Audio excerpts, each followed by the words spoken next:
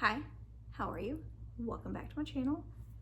So excited you're here because I'm doing a reading vlog. It's been a while since I've done one of these and I just thought it was about time. In this one, I'm gonna be reading 3 weird little books. One of them's kind of chunky, so I really can't call it a little book. But anyways, I was in the mood for some weirdness. There's not really a theme here, just mood reading, and all of these books were on my June TBR, so I've already told you what these are about. If you missed my June TBR, I'll link it down below, and we'll see how long this shirt lasts before I get cat hair all over it. You could probably tell this is one of my favorite shirts because I wear it all the time. Anyhow, so the books, the first one is Grotesque by Natsuo Kirino. Then we have The Lamb by Lucy Rose. This one was sent to me by the publisher.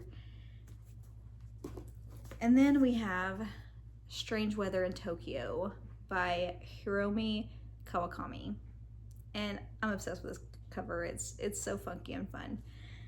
So we have 2 horror books, and then this is sort of a palate cleanser. This one is more like literary fiction or like a romance. Actually, if you can hear noise, it's because Eddie is getting into shit again. But anyhow, he's just living his best life. There will be timestamps down below if you want to skip B-roll or anything like that. What will I start with? Let's see, what should I start with? I think I'll start with Grotesque. This is a chunky book, but the lettering is pretty big, so I think I can get through this pretty quickly. We'll see. We'll start with this one, and I'll keep you updated.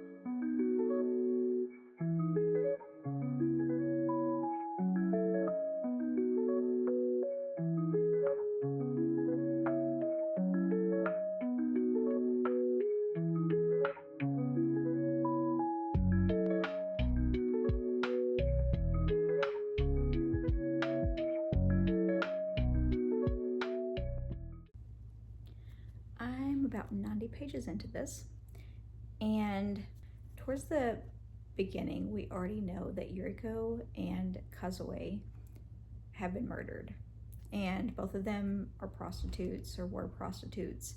Our narrator obviously knew both of them, and our narrator is the sister of Yuriko, and she's the big sister of Yuriko, and she knew Kazue because Kazue was one of her classmates. It's kind of like going back and forth in time. We go to them where they have been murdered, and then we go back in time to the prestigious high school. So now we're back in time. Our narrator has moved in with her grandfather, and her grandfather is like really quirky. He's an interesting guy. I won't go into in what ways he's quirky. In case it's spoiler, I'll let you find that out for yourself if you read this one. But he's just really quirky and interesting, and they get along great. She gets along with her grandfather pretty good. But she gets into this prestigious high school. She worked really hard to get into it, and she moves in with her grandfather to get away from, like, to get out from under the shadow of her sister, because her sister is gorgeous. Her sister is beautiful, and I mean, everybody that comes in contact with her sister comments on her beauty. And our narrator compares her to a monster. She says that she's monstrously beautiful, which I thought was a really weird reference. But then later, she compares Kazuo to a monster, which is interesting for a different reason, not because of Kazuo's beauty. It was a different reference. But either way, like, they're both compared to monsters by the narrator, which is, I found notable. But this high school, we're dealing with the typical high school shenanigans, high school bullying, and the social hierarchy and all that, and kind of like how you get in. I mean, you have to be smart, you have to work hard, but then also it kind of depends on who you know and kind of the family that you're born into and all of that. And you have typical high school bullying, but this is kind of amped up because these kids are so competitive, and this school is so prestigious, and their parents take their education so seriously. Our narrator she's pretty negative toward her sister especially, and she kind of got into the school to get away from her so that she could move away from her. And like, the way she talks about her family is very cold. She's almost disconnected from them. She almost talks about them like they're on a completely different planet. That's how disconnected she is from them. So I found that interesting too. I will keep you updated.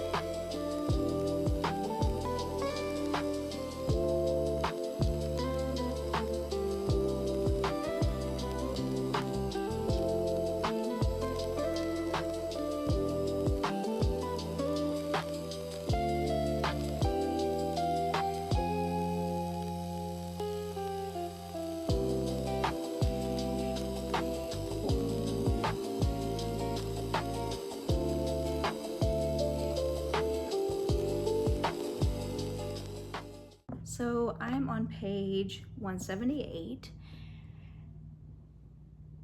Quite a few things have happened. I'm not going to give spoilers or anything like that, so don't worry. But Yuriko has ended up at the prestigious high school where our narrator is. And remember, our narrator went there to try to get out from under the shadow of Yuriko. So it's not good news. It's not good news. I'm not going to tell you how she ended up there or any of the circumstances surrounding that, because you're going to have to read to find that out. But we know from the back of the book that she ends up at the school. Okay, so she's there. We get a lot of information about the school, and there's a lot of backstory involving the school in the first little bit, in the first bits of the book. So we're getting a lot of that backstory, a lot of the dynamics, and a lot of kind of how that, you know, how the school was. Like I said, there's a lot of bullying there, and there's a lot of just that social hierarchy and how the social aspects of the school was.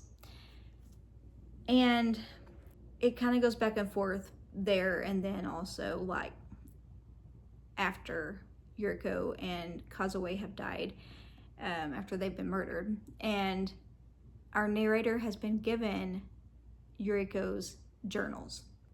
So now we have been given Yuriko's point of view, which is interesting. So when we're getting different POVs, I feel like we need a different voice. Like each POV needs a unique voice.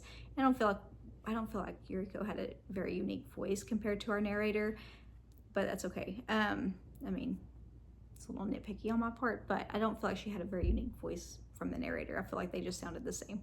So we got Yuriko's point of view, and we've learned kind of like how she ended up in prostitution and how she ended up in that lifestyle, and it's not the way I expected at all. It's not.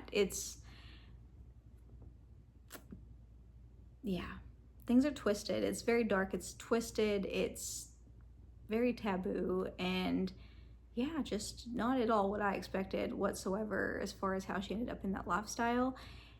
That's all I'm going to say about that. It looks like where I'm at now, we're going to go back to our narrator's point of view. And yeah, so it's interesting because when the narrator is talking, she's talking, because the narrator, of course, is the sister of Yuriko. So when the narrator's talking, she's talking directly to you, the reader. And that's interesting. So when she's talking, she's like, no, listen to me. Please don't let my sister fill your head full of lies. You can't really rely on anybody. You don't know who is telling the truth and who isn't. So you really don't know who to depend on to tell the story. So anyhow, I will keep you updated.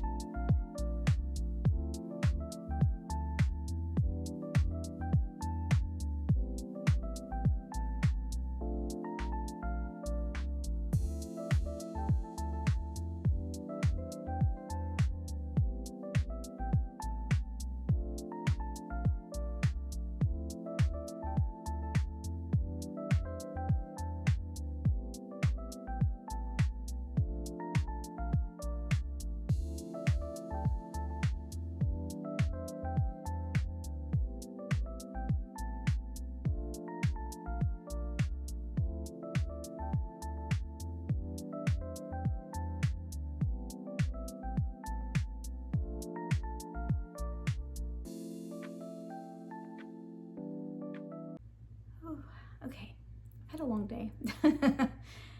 It's actually evening time at this point. I've been reading since early this morning.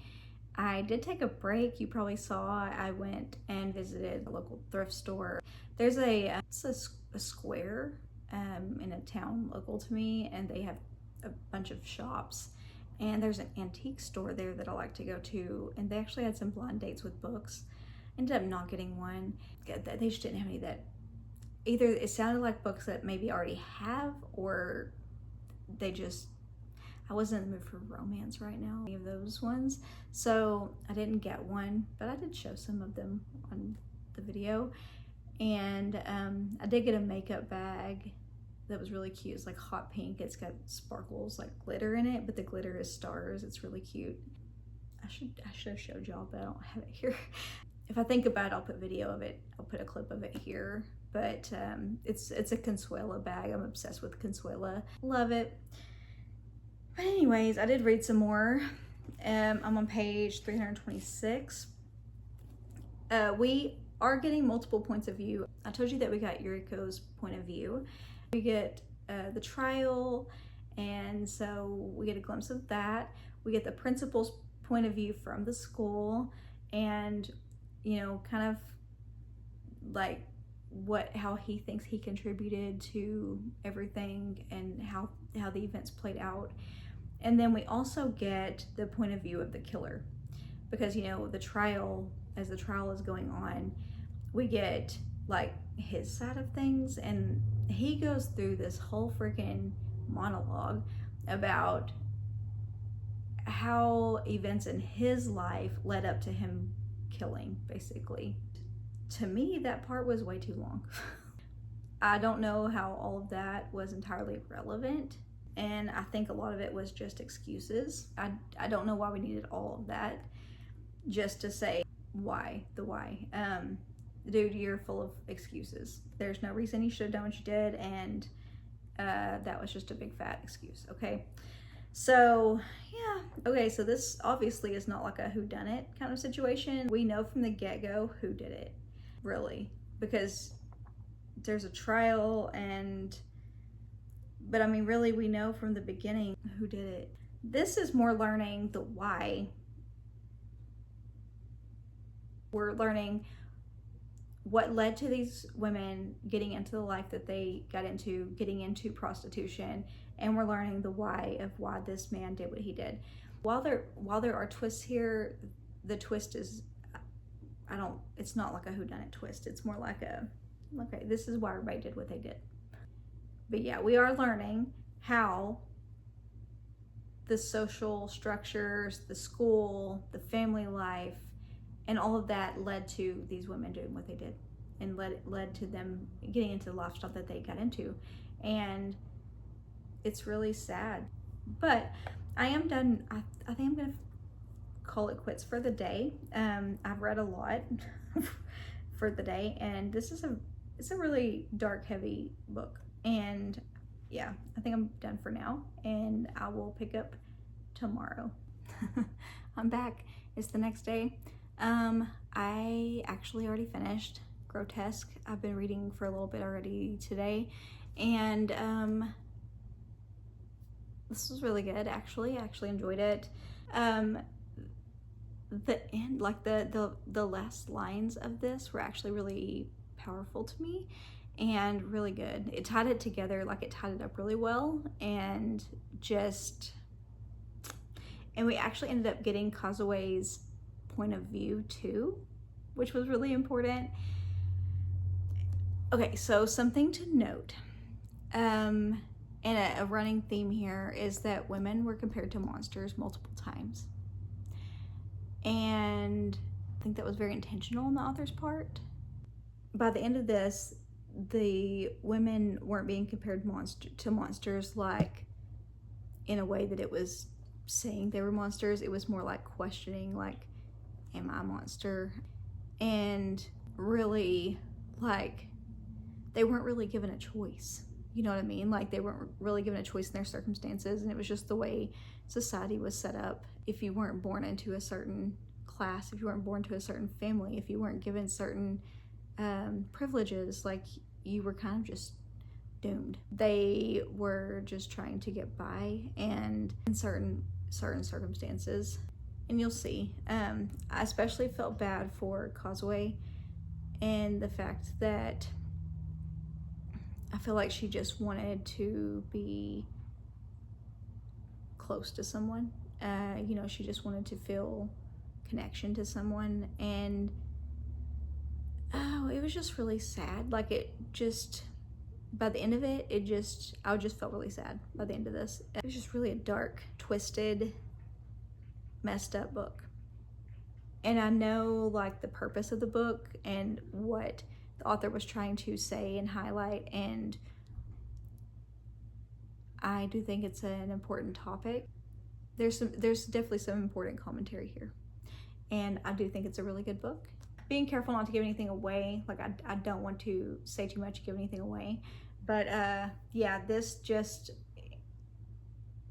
to sum it up, is just about how, you know, classism and how the social structure, and especially like if you're not born into a certain class, or you're not born into a certain family, and you're kind of set up for failure in this, I guess, in the Japanese culture. But really, I think that could go for other cultures as well, but specifically in the Japanese culture here. And in the school that they go to, the Q University, the kids that didn't start there from the very beginning, they were just kind of set up for failure. They were outcasts. They were just doomed. And like, unless you were started there from the very beginning, the kids that started there in high school, that hadn't started there from grade school, the ones that started there in high school, they just failed. Like they weren't set up for success at all, because they didn't start there from the very beginning. And I just think that's really sad. And even that said a lot. That was kind of like a metaphor for society in general, and it was just really sad. Next up, I'm gonna read The Lamb by Lucy Rose. And I've been wanting to read this one for a long time. I've heard good things about it. I've only heard like a couple people say anything negative about this book, so I'm really looking forward to it. I will keep you updated.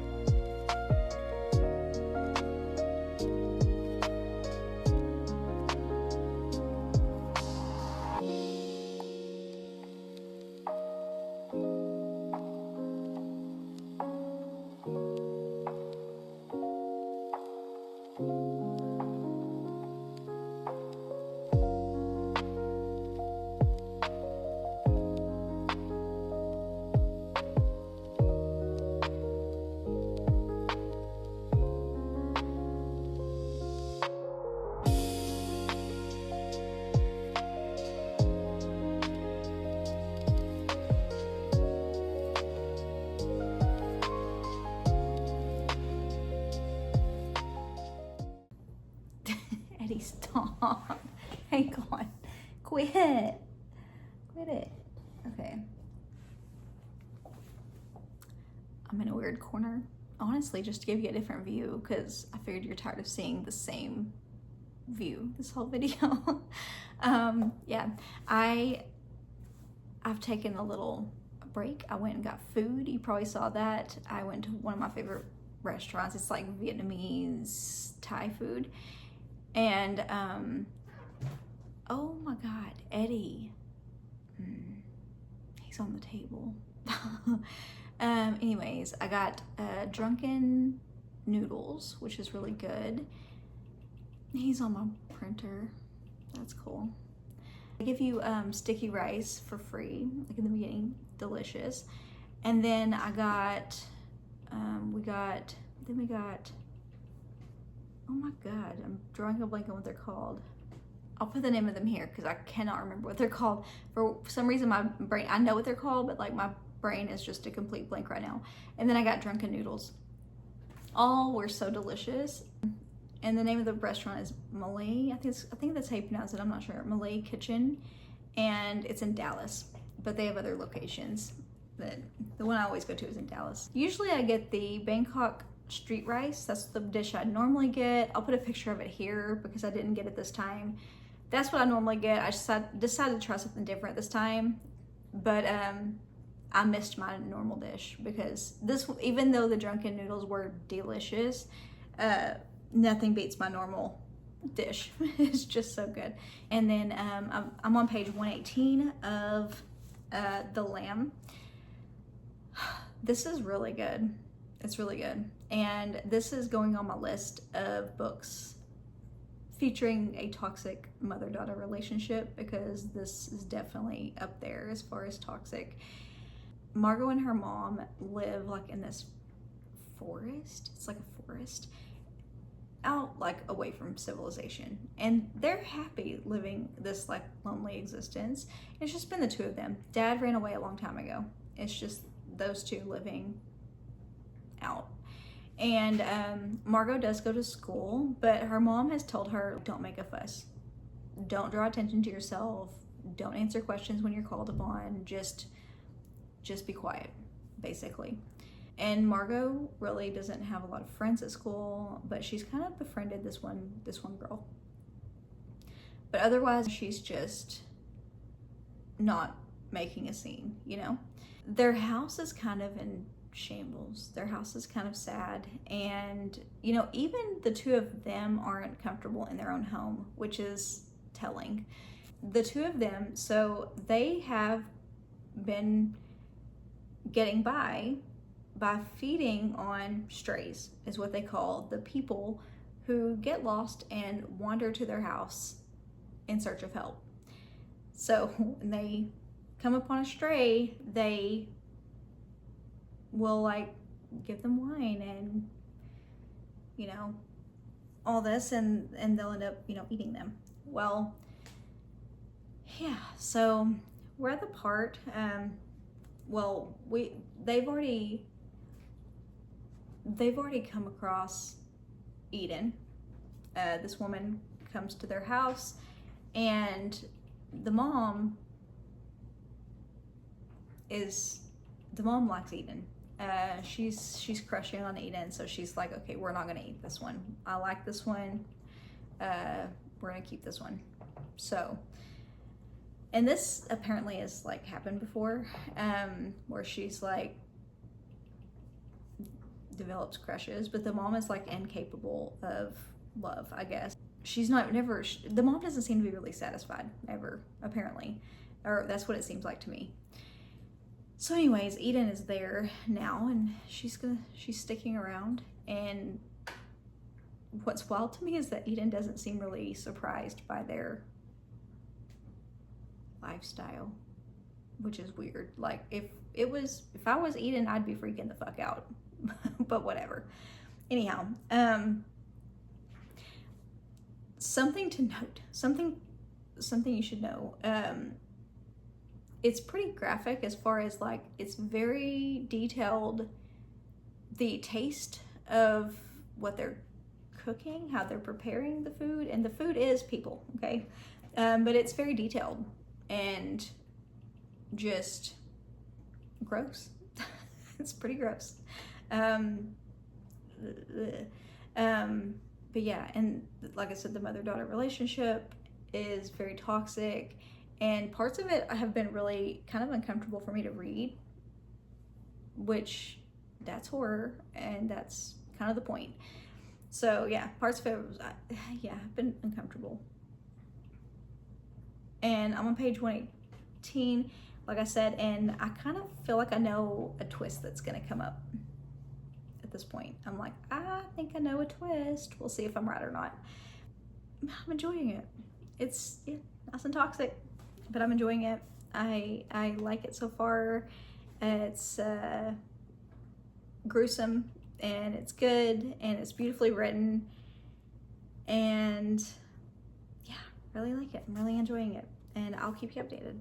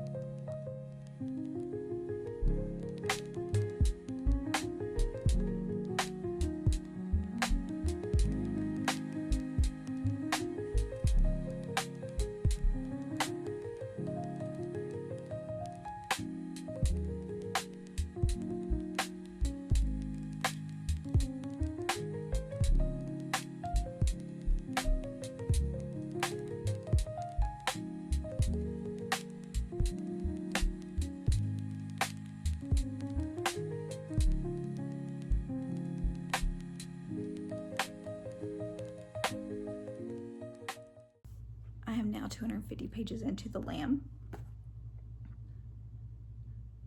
It's really good. It's taken a turn that I kind of saw coming. I'm not really impressed with like how it's taken a turn, but it's okay. Like I feel like it could have gone a little differently, like they could have gone about a little bit differently, but I kind of a little bit saw it coming. Also, the twist that I told you about, like that I kind of saw coming, that I was right about. Also, I meant to read you a quote earlier and I forgot. And this is a quote about motherhood. It says, "Men are forever thought of as boys, but girls, once we're mamas or once we're ripe, we can never be girls again." I thought that was a really good quote. There's a lot of commentary in here about motherhood and about also being a wife, and also there's commentary in here about teenage pregnancy too, that's really powerful, and how the focus is always on the girl who got pregnant and not the boy who got them pregnant, and that is so true.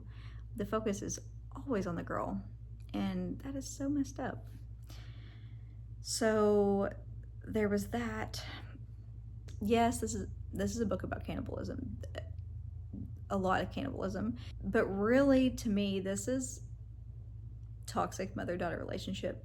To me, that's really what this book boils down to, and how Margot's mom is incapable of loving her. Like, she just cannot love Margot the way Margot needs to be loved. Margot just wants to be loved.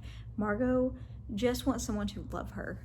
It's freaking heartbreaking. It really is just heartbreaking. There's a part in here too, it says, this is about Margot's mom, and it says, "It's the thing she's best at, making people love her, fall in love with her. She turns them into something broken, something that only wants, and something that can't think, but she falls out of love so easily." And that is definitely her mother. Margot has to walk on eggshells around her mother because her mother is so volatile. You don't know when she's gonna snap, you don't know when she's gonna lash out. That's definitely not a way to live. And Margot, she doesn't really get any breaks either. She goes to school. The only kindness that she's really shown, like the bus driver, and he's kind to her. And then she has this one friend at school, but otherwise she really doesn't have anybody.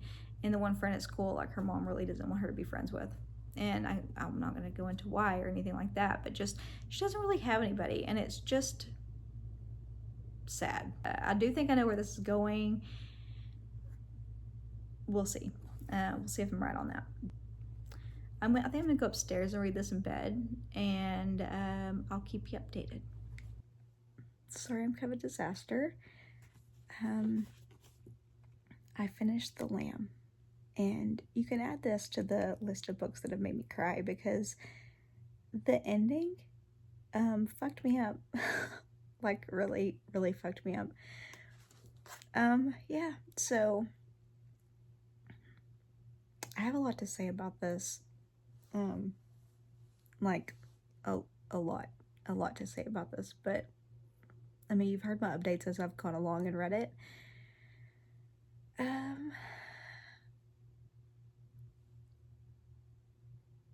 I was right in what I thought was going to happen, but it didn't happen when I thought it would, if that makes any sense. The timing of it is what was so devastating. The ending was just like a gut punch. The way it was, the wording of it, the timing. Yeah. Yeah, you want a book that makes you feel things? This is it. It took a little bit. It's got that toxic mother-daughter relationship. Sorry, I'm still fucked up. But it has that toxic mother-daughter relationship. Margot. Sorry, hang on. You know, Margot just wants her mother to love her. Like, that's all she's ever wanted.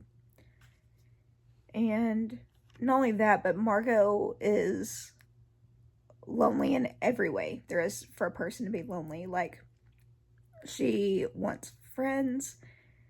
She, you know, they live in the middle of nowhere. You know, and mostly she isn't accepted by her peers, except for she has this one friend, and her mother doesn't want her to have friends. She wants her to keep a low profile. She doesn't want her to make a fuss. She doesn't want her to draw attention to herself at all. And so, you know, but she only wants her mother to love her. That's it. That's all she wants. And her mother really isn't capable of that. Like, her mother isn't capable of love. And it's just heartbreaking. But yeah, this was really good. It was gonna be like 4 stars. Like, I had it at a 4-star until the end. And for an ending to make me feel that strongly and to fuck me up that bad, I'm gonna give it 5. Just because, like, by the ending, it's really hard for a book to make me feel that strongly. So, like, I'm gonna end up giving it 5. just because of that. And I mean, I was really invested into the whole book. And yeah, I was able to guess at a lot of twists. I was able to guess really all the twists. Like, I knew what was coming pretty much. But the ending had me in like a chokehold, man. Like, it got me really good. So for that, I'm gonna give it 5 stars.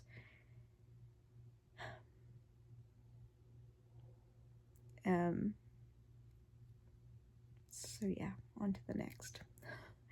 I'll come back to you here in a little bit with my next read.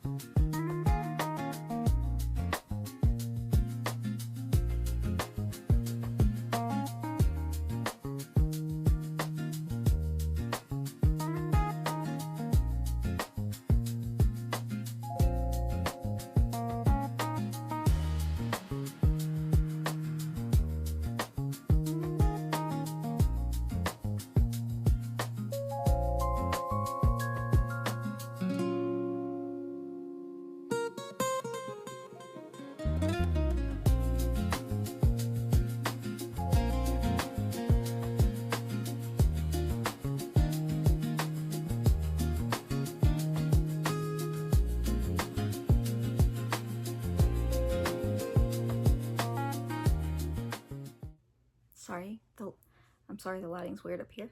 I haven't got any curtains yet or anything like that, so it's a little blob here.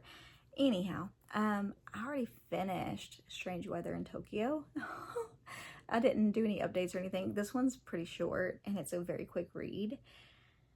I already told you what this one's about in my TBR, but I'll kind of tell you a little bit just so I can explain to you what I'm talking about.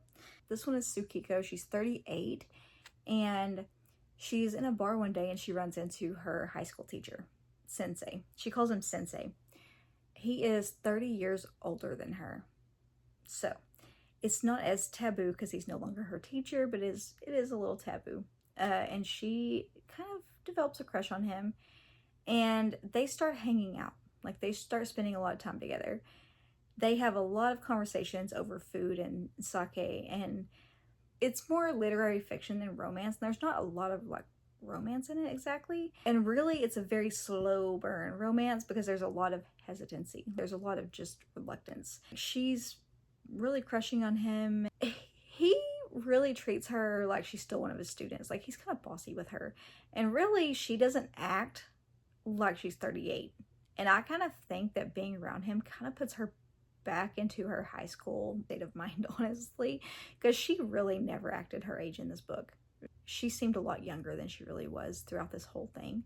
And a cool thing about the setting of this is that we go through all the seasons in Tokyo, which I thought was really cool, and I enjoyed experiencing that. It felt like I was there. And this had sort of a cozy feel to it, and I love that. And I needed that. I needed that kind of palate cleanser after the last couple of books I read. And that's why I'm glad I saved this one to the end. I love books where we go through all the seasons, especially when going through this one, whereas like it's in another country like that I've never been in. I've never visited Japan before. So it was really cool that I got to experience all the seasons. Seeing as we got all the seasons, and also the fact that there's a lot of food involved and a lot of really great conversation and really in-depth conversation, that's what gave it that cozy feel. And there's a lot of dialogue in this, and I love that. This just, I don't know, this I really enjoyed this. And like I said, if you're looking for a lot of romance, this didn't have that. This was very, very slow burn. And this is more like friendship. And it was a really interesting dynamic, because and a really interesting relationship these two had, because they didn't have a typical like call each other up and let's go hang out relationship. This was more, they know where the other one kind of hangs out, and they would just drop in at this place, and maybe the other one would be there and maybe they wouldn't. You know, and sometimes they would go a couple months without seeing each other. And it was really an interesting relationship that they have. So, but I really enjoyed it, and I had a lot of fun. Just a quirky, weird little book, and I had a lot of fun with it. I don't know what this cover has anything to do with the story, aside from it's like a restaurant or like a bar, and that's where a lot of these conversations take place, maybe. But I don't know why this person is floating, and I don't know, yeah, I don't otherwise have any idea what this has to do with the book, but I had a lot of fun with it. Yeah, so I hope you enjoyed this vlog. I hope I didn't rush it, or I'm always afraid that I'm either gonna drag these out or I'm gonna rush it, and I try to have that middle ground where it's not too long and it's not too short, and it's really hard to get that middle ground. But I hope you enjoyed it. My house isn't put together, so I don't have a lot of backgrounds right now or a lot of interesting little places to film. So, but anyways, I hope you enjoyed it. I'm working on another vlog where I'm going to put a little bit more time and energy into, and it's cat themed, because I do have a couple of cat themed books. One is horror, one is not, and I'm going to add a third one to it. I have some ideas on the third book, but I'm looking for suggestions. So if you know a good cat themed book, let me know. Just preferably one where the cat is not harmed in the book. That would be great. So just let me know if you know of one. I'm open to suggestions. I know, yeah, I'm not going to tell you which ones I'm going to add yet. I'm going to let that be a surprise. So, but just let me know what you got. Otherwise, I will see you next week. Let's see, what day is this? Next week. Yeah, I believe next week might be my TBR for July. I don't know what day this is. That's ridiculous. Yeah, I believe next week is going to be my TBR board game, if I'm not mistaken, and if I can find my black light. I'm not sure where my black light is. I hope I can find it. But anyways, I believe next week will be my TBR board game, if I'm not mistaken on what day it is. If I'm wrong, it'll be something else. We'll see. Anyways, I will see you next week. Bye for now.